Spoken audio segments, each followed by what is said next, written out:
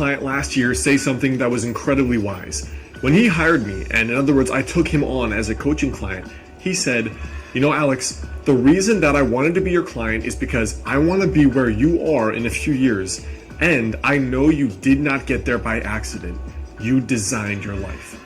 And I thought that was extremely wise and spot on, because the thing is, so many of us wake up when we're 20 or 30 or 40 or 50 and realize we don't even know why we got here or how we're here. And we know for sure that this is not where I wanted to be, where we wanted to be years and years ago. Now in this video, I want to share my personal process I use for not only scripting the direction of your life, but how I reinvented my own life and consciously created it from 26 until 30.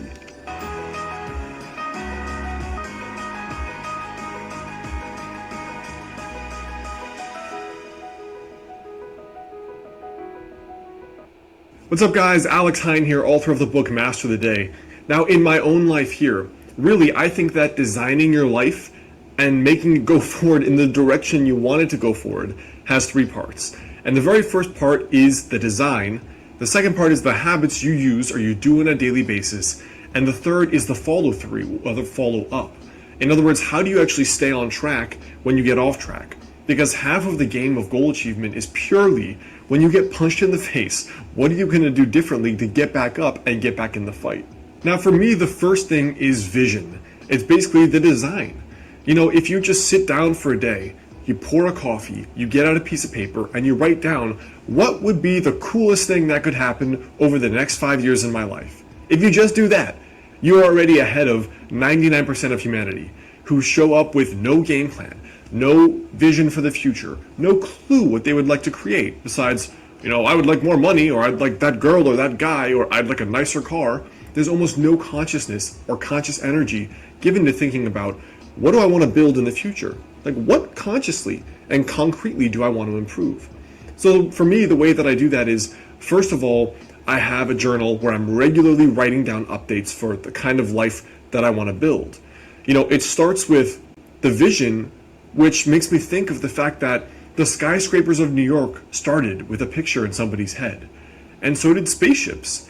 And so did curing a difficult disease. And so when I think of it like that, I always make sure I'm consciously creating, even if it is just in my thoughts, even if it's just up there, both in print journals and in a document that I call 5 years from today. So the three things that I use for my yearly envisioning are, one, the yearly envisioning process I've talked about here, which is basically at the start of each year, I write down what is the coolest thing that could happen this year. Like perfect year, no limitations, no just be realistic, but like what would be the coolest thing that could happen?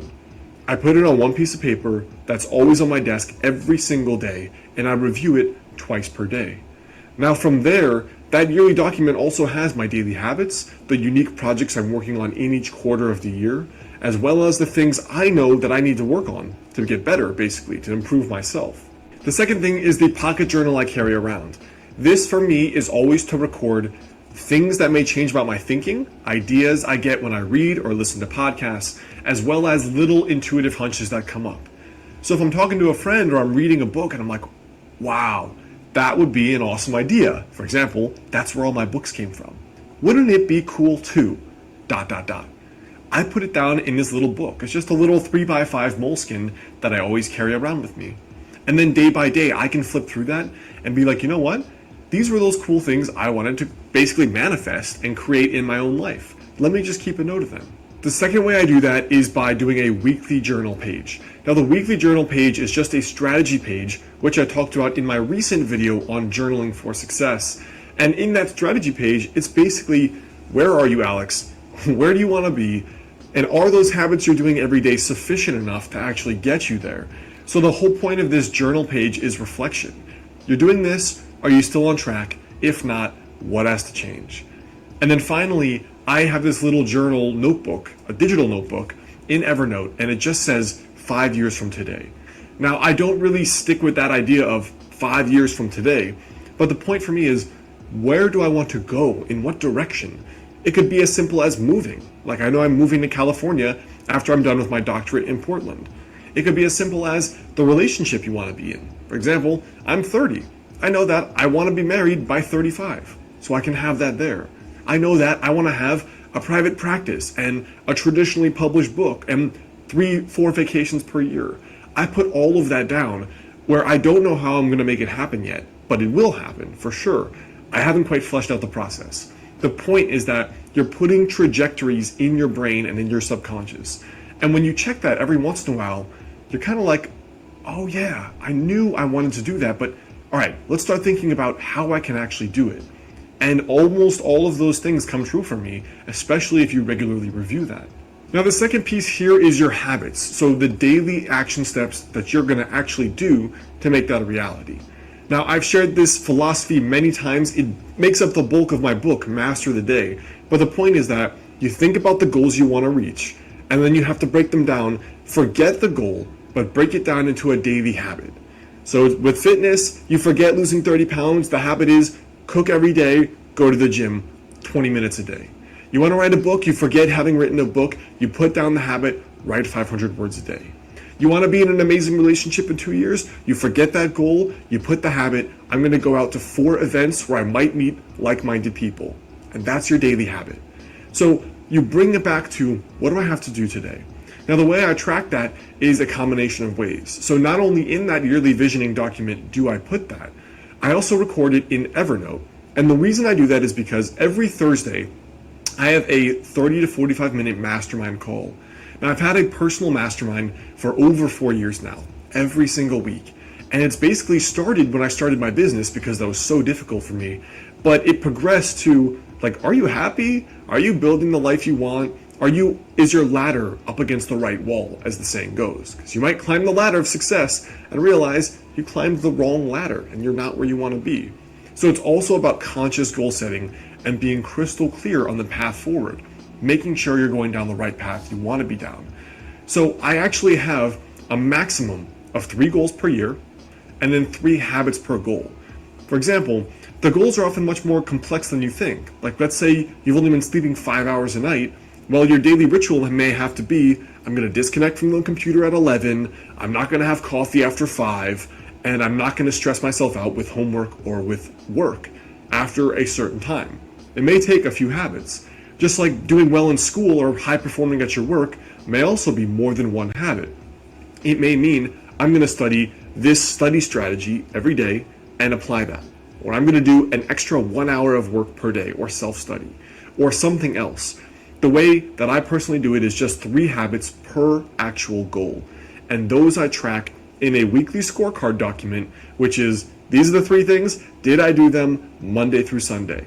And then when I get to my Thursday night mastermind, we all get on the phone and I basically give a report. I did this 50% of the time, 90% of the time. This is what didn't work. This is what I have to improve. And then the third part for me about consciously designing your life and going forward is really just 2 things. It's the follow through to make sure you actually do these things. And then number 2, it's following little intuitions about when you have to pivot. So the way I keep the follow through going is every night I do a little Master the Day journal page. The journal's not out yet, but I still have a print kind of document that I use for tracking, did I do this? Where do I have to improve myself? The Thursday Mastermind, which is a 45-minute call, we use Uber Conference for free. You could do the exact same with a few of your friends or people online. My very first mastermind was totally online people I had met that were other internet entrepreneurs. Now from there, I have the Thursday Mastermind, I have the weekly strategy journal page, and I have my daily habit tracking. And besides those 3 things, all I do is carry around that little pocket moleskin journal I told you about, because then I feel like if something doesn't feel right at all, like you're off track, you don't like this job, you're dating someone and you realize something's not right, I write down the intuitions because I can't always consciously articulate the next move. Sometimes it's easy, I want to move to California. Other times it's not. Do I stay in this relationship? Is this business still what really excites me? Am I proud of all the work I've created? Those are things that may be better governed by your intuition and better understood. So I just keep a log of all the little intuitive impressions, and then I systematically explore them more, and then I take time to just go through them and see what's behind them and unpack them. So I hope that helps you guys. That's a little bit about my process for consciously scripting your life, which has been my whole shtick for a while. And that's really the thing that made the biggest difference for me, going from 24 or 25, where I had done nothing impressive with my life, very average student, hadn't done much besides traveled, to now really contributing and producing a lot and having had a productive life the last 5 or so years. Now, before you go, I want you to leave a comment there below. Let me know for you, if you could consciously script your life, what would be the first thing you think is important? Hey guys, well, one of the things that goes along with being in sage mode, like I talk about here, is being calm and being sage. Now, the biomat is a pad you can put on your bed or on the floor, which uses technology that was actually discovered by NASA to help you reduce stress and fatigue. Now, it produces negative ions, which are considered nature's energizer. And these negative ions you can find in abundance in places like forests and mountains, waterfalls, and oceans. Now, the biomat in particular is comprised of 3 parts that helps you have that stress relief and that fatigue relief. Now, the biomat can also help with pain relief and circulation. It is FDA cleared, and one of the cool things is that it profoundly affects both the nervous system while also promoting deep relaxation. So it kind of has this dual energizing and relaxing effect. Also, the people at the biomat store recommend and encourage you to call for personalized customer service and advice. It's kind of unique among companies now that basically don't want to deal with you, so that is worth investigating as well. And like some customers have said, it's really restorative. So a direct quote from one person was that it's the world's greatest power nap. Check out the biomat link here on the screen or in the description box there below if you'd like to find out more information on it.